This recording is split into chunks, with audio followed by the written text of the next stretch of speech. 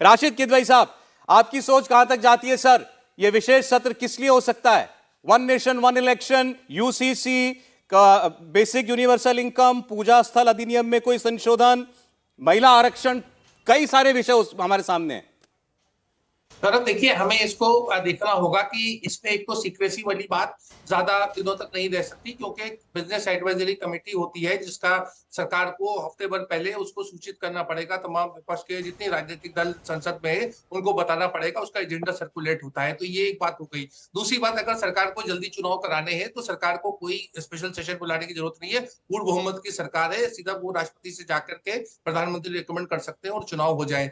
बात अब आती है कि यहाँ के ऊपर कोई ऐसी चीज होगी, जब संसद का विशेष सत्र बुलाया जा रहा है तो कोई कानूनी मामला होगा।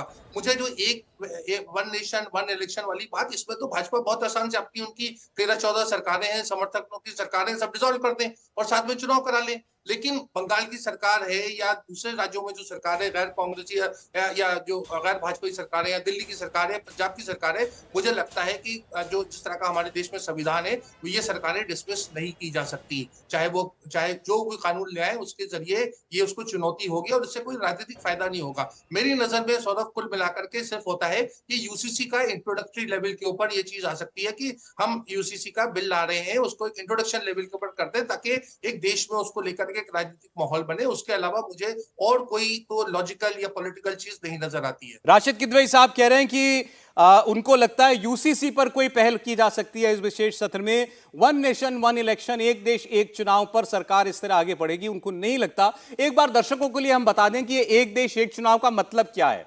मैं आपको बड़े सिंपल तरीके से बता देता हूं। वन नेशन वन इलेक्शन मतलब एक देश एक चुनाव, पूरे देश में एक साथ लोकसभा और विधानसभा के चुनाव हों। आजादी के बाद से ऐसा हुआ है।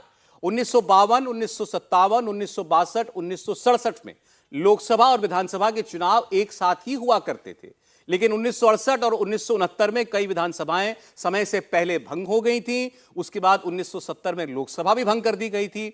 इस वजह से देश में एक साथ चुनाव कराने की परंपरा टूट गई।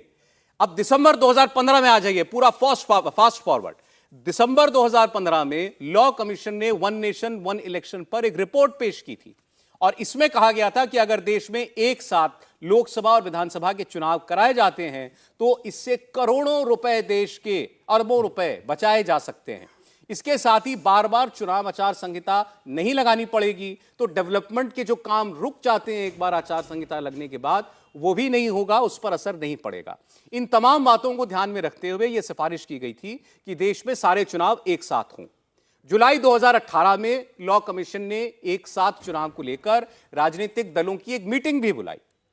सिर्फ 4 पार्टियों ने इसका समर्थन किया था, 9 पार्टियां इसके विरोध में थीं। भाजपा ने और कांग्रेस ने इस पर अपनी कोई राय नहीं दी थी और विरोध करने वाली पार्टियों की कई चिंताएं भी थी। उनका कहना था अगर एक साथ चुनाव कराए जाएंगे तो समय से पहले विधानसभाएं भंग करनी पड़ेंगी, जैसा अभी राशिद किदवई साहब कह रहे थे। चुनाव में रूलिंग पार्टी या गठबंधन अगर हार जाता है तो क्या होगा। पार्टियों का यह भी कहना था कि लोकसभा और विधानसभा के चुनाव साथ होने से वोटर स्थानीय मुद्दों की बजाय राष्ट्रीय मुद्दों पर वोट डालने लगेगा, तो इससे जो विधानसभा में वोटर का मन होता है या देश का इलेक्शन में जाते वक्त जो वोटर का मन होता है उसमें कहीं कोई कंफ्यूजन ना हो जाए। तो ये सारी बातें कही गई थी, लेकिन ये सारा बैकग्राउंड हमने आपको इसलिए बताया कि इस देश के लिए एक देश एक चुनाव, वन नेशन वन इलेक्शन का मुद्दा कोई नया मुद्दा नहीं है। हमारे देश में आजादी के बाद ये होता था और पिछले कुछ वर्षों से इसकी चर्चा टॉप लेवल पर चलती आ रही है। तो क्या ये कारण हो सकता है इस विशेष सत्र का? इंडिया टीवी हर वक्त हर जगह डाउनलोड करने के लिए सर्च करें India TV news Google play store या ऐप स्टोर पर।